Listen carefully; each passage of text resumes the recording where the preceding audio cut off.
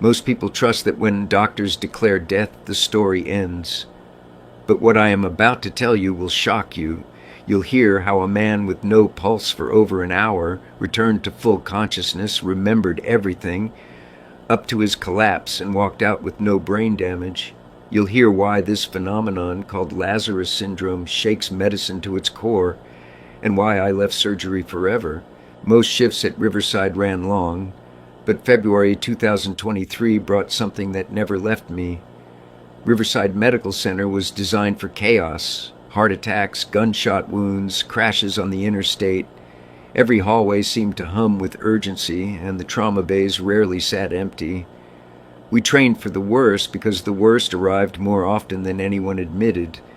Nights blurred into each other, the fluorescent lights buzzing above us as if they knew there would be little rest. By then, I had learned to predict outcomes in the first few minutes of a patient's arrival. Some patterns in medicine were brutally consistent. That night reminded me how wrong that assumption could be. Anthony Yale came in around midnight. He had been found unresponsive at home, already in full cardiac arrest when paramedics started their work. By the time he reached us, he showed no signs of spontaneous rhythm. His body told the story before the monitors confirmed it. Ashen skin, dilated pupils, shallow chest that moved only when assisted. There was no margin to pause. We went right into advanced life support. My hands were already pressing against his sternum before the gurney even settled under the lights.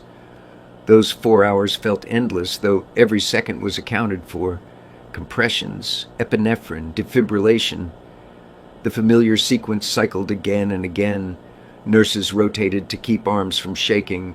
Residents called out doses in steady voices, the kind where confidence covered the edge of fatigue.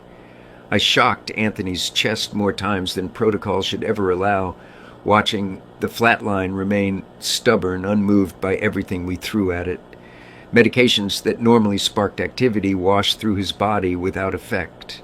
Each time I paused, compressions to check for a pulse, the silence beneath my fingertips confirmed what the monitors were already screaming back. Nothing.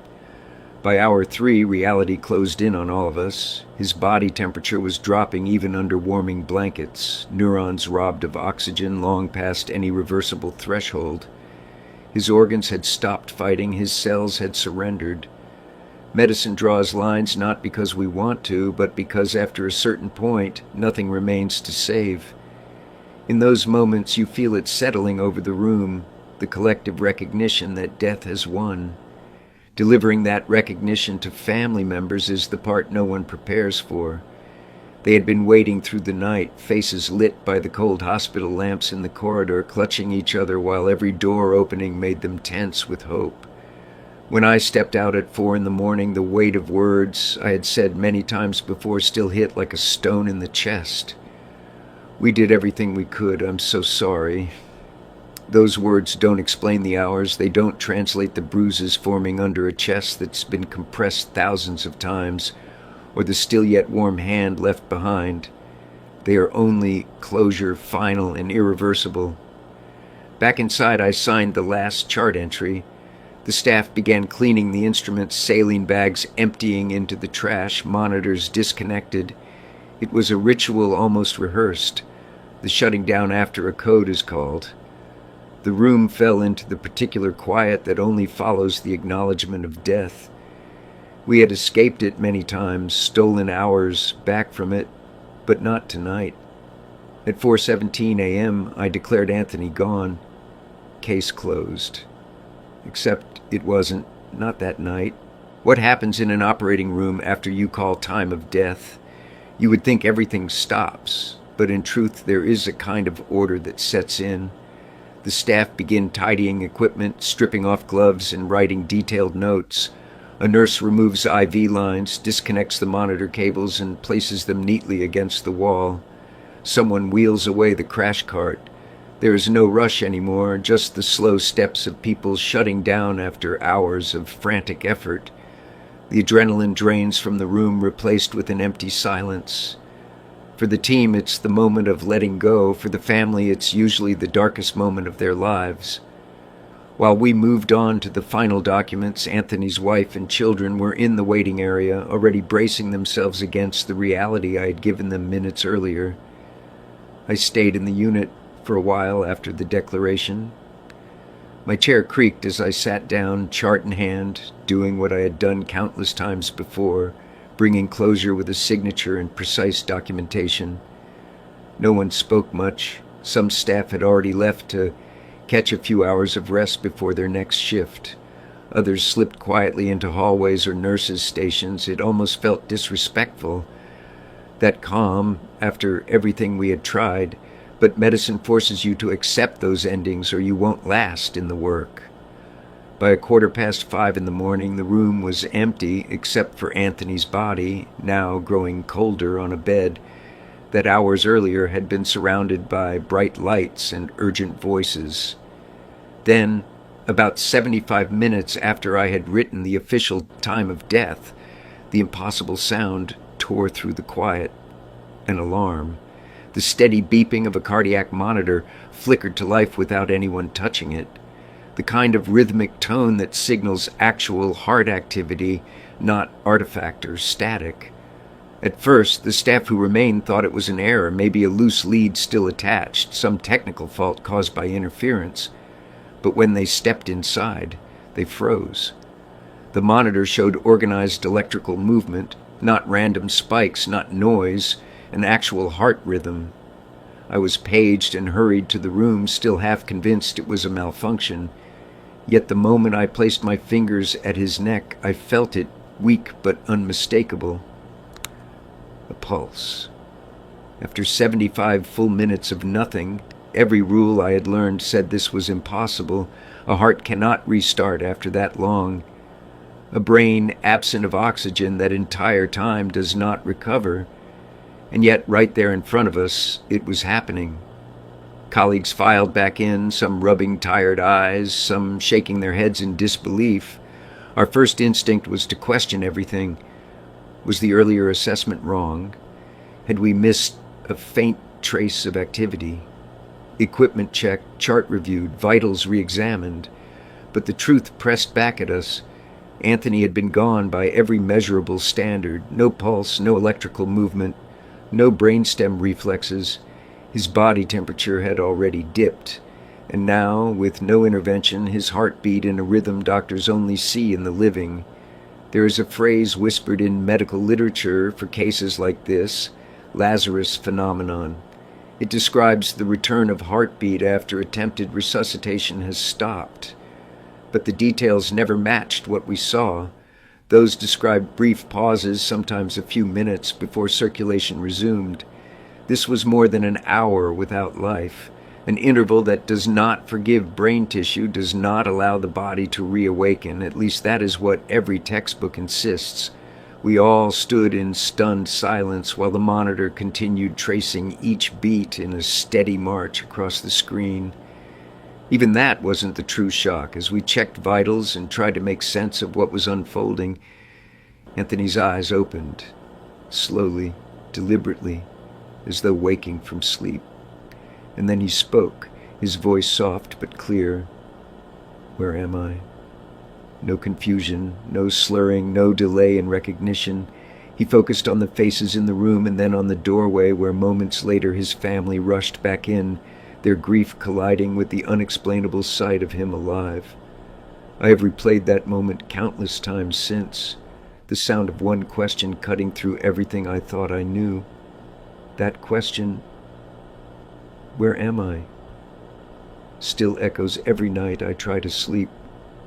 If a brain is deprived of oxygen for minutes, damage usually lasts forever.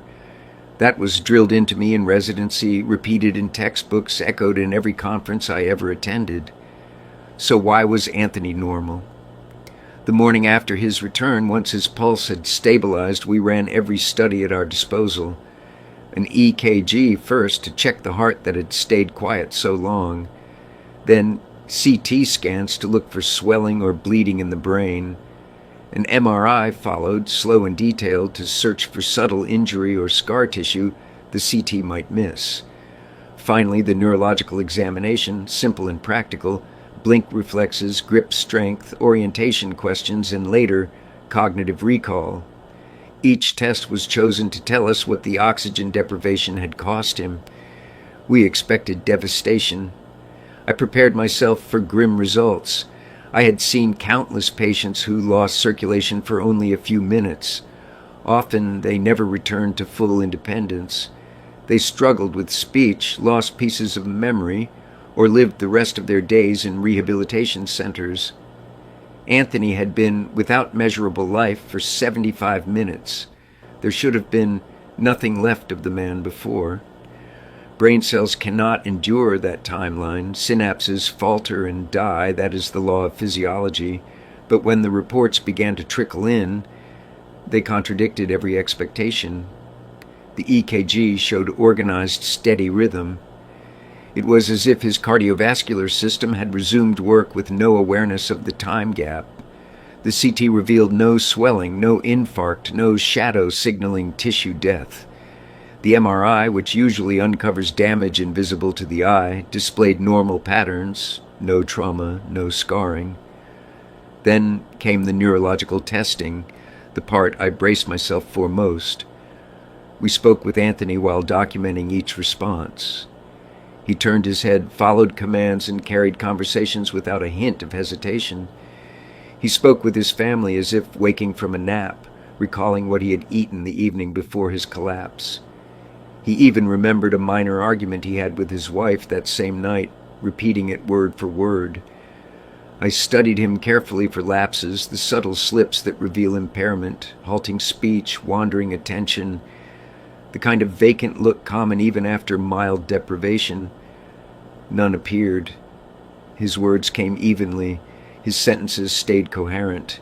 His recall had no gaps. Every medical instinct told me this could not be real, but there he was, alive and articulate. Each positive finding left me sitting deeper in my chair, unsettled rather than relieved. Part of me wondered if we had misread his original death. Had our instruments failed? Had I rushed to a conclusion under fatigue? But I knew the answer. The equipment worked. The records matched every observation, and the declaration followed protocol. Other physicians I confided in questioned the accuracy of the scans or the thoroughness of the exam. One called it coincidence, another blamed rare error. Yet as further testing continued, the inconsistency only grew. Not only was Anthony intact, several cognitive scores exceeded average ranges. His short-term recall, his focus, even his problem-solving ticked higher than expected for his age group. That ruled out wishful thinking, ruled out misdiagnosis. Anthony was not impaired. He was not damaged. He was, by every measure we had, a man who had crossed the threshold of death and come back entire. I could not explain it. All I knew was that this was no one-time illusion, and he wasn't the last. Anthony's return could have been written off as one of those rare freak events you see once in a career. But then it happened again. And when you spend years in medicine, you learn to categorize outliers, odd rhythms, strange recoveries, sudden declines. You store them away as anomalies, the rare statistical moments that don't follow the normal rules. But two more patients in my care, both declared dead with every sign to confirm it, broke those boundaries in ways that left me wondering if our definitions were flawed from the start. The first was Walter Williams. He was older, frailer, and had lived with chronic illness for years. His collapse came at night, much like Anthony's. The attempts at resuscitation went on, but his heart never returned to sustained rhythm. I remember the stillness in the room when I marked the time. By then, nothing surprised me about the lack of response. But the surprise came later that day, not in the hospital, but in the funeral home. Minutes before preparation for embalming began, Walter's chest began to rise with breaths, not shallow gasps that fade, but regular respirations. His body had been without any sustained signs of life for hours. Yet when checked again, his pulse was there. Warmth returned to his skin. Staff who had already begun cleanup for post-mortem care scrambled back into medical routines as though the night were starting again. When I saw him speaking with his family by the next morning, coherent and aware of who they were, I realized Anthony's case had not stood alone. Then came Velma Thomas. She tested every assumption about permanence. 17 hours of cardiac arrest. 17. Every declaration, every record from the timeline drew the same line. No pulse for nearly an entire day. The machines confirmed absence. The neurological responses were absent. Clinical death was unquestionable by every measure we used. Her family began saying their goodbyes. But when returned to the hospital chapel, just when procedures were shifting to final arrangements, her heart restarted. Spontaneous activity reappeared, rhythm sustained, and then came the impossible. Velma opened her eyes. She recognized the very same relatives who had been weeping over her body hours before. Her speech was steady, memory clear.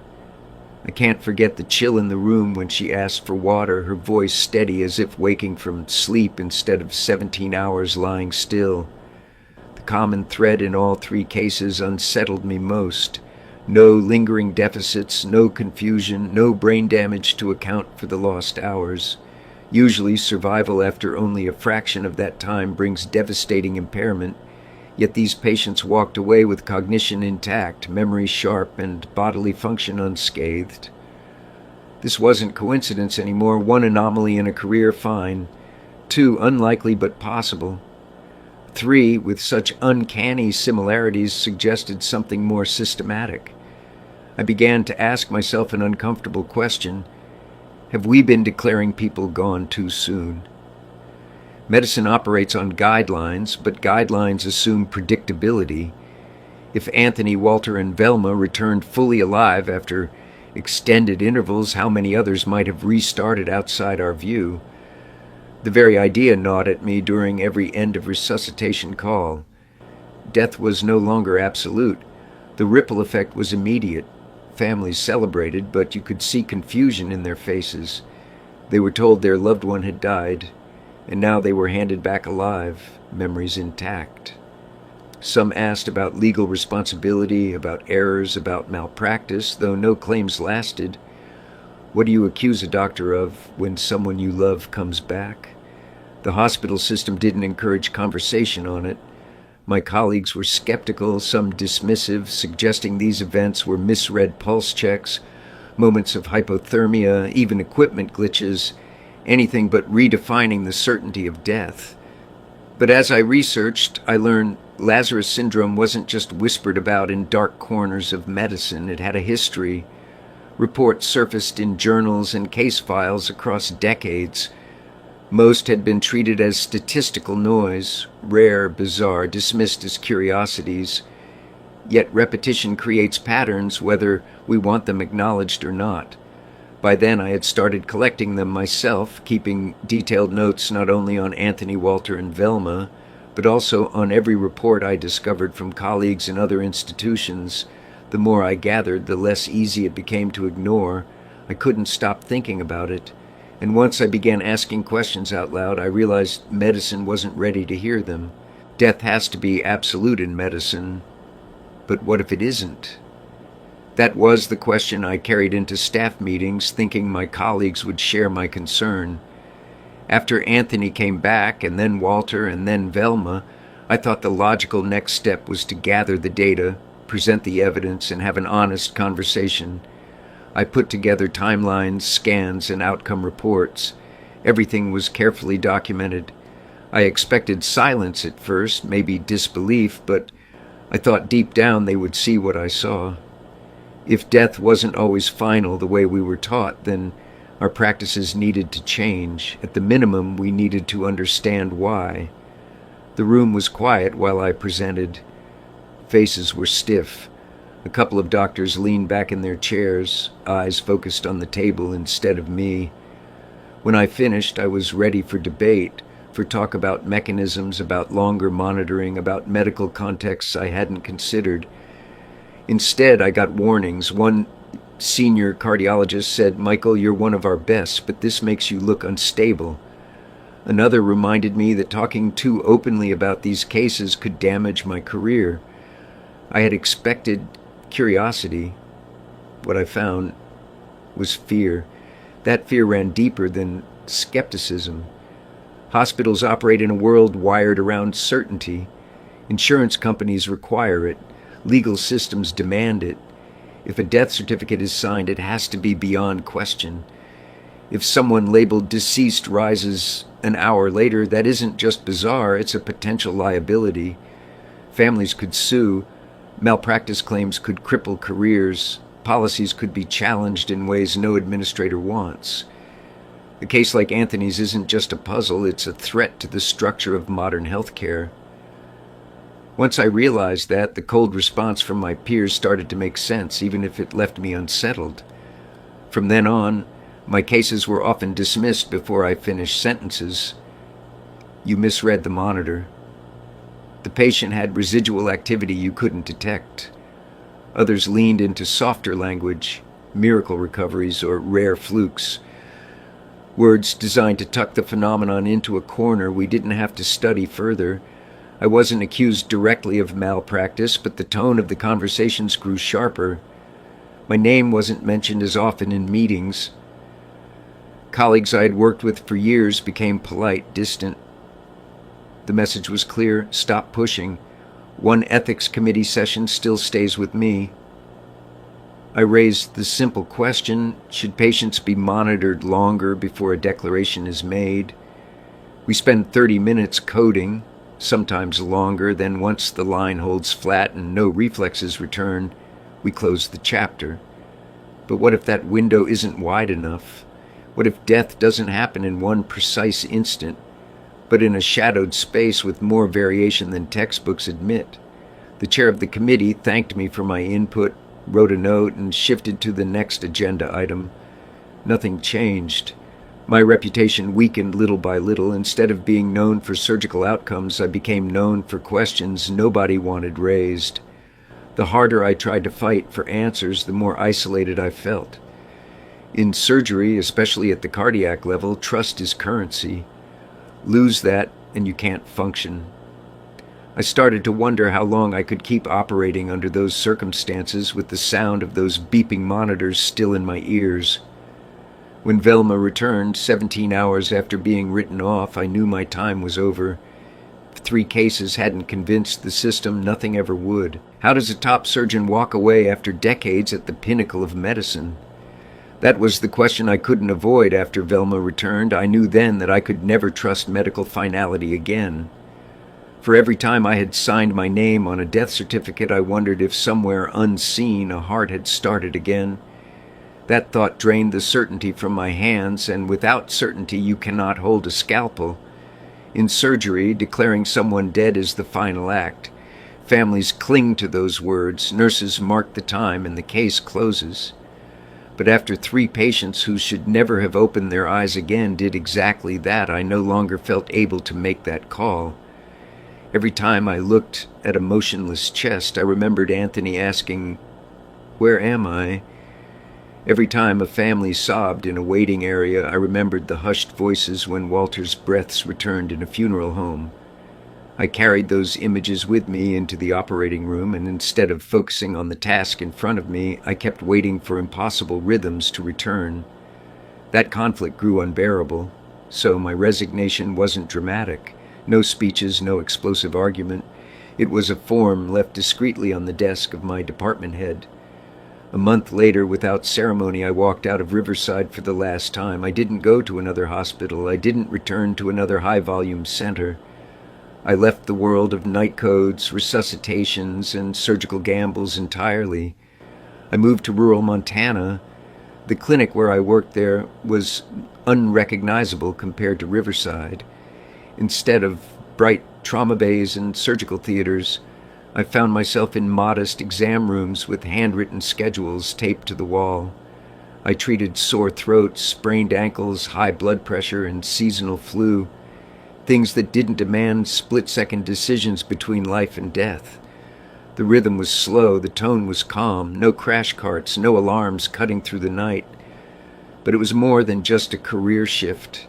It was a deliberate retreat. I avoided emergency shifts. I turned down requests for complex procedures.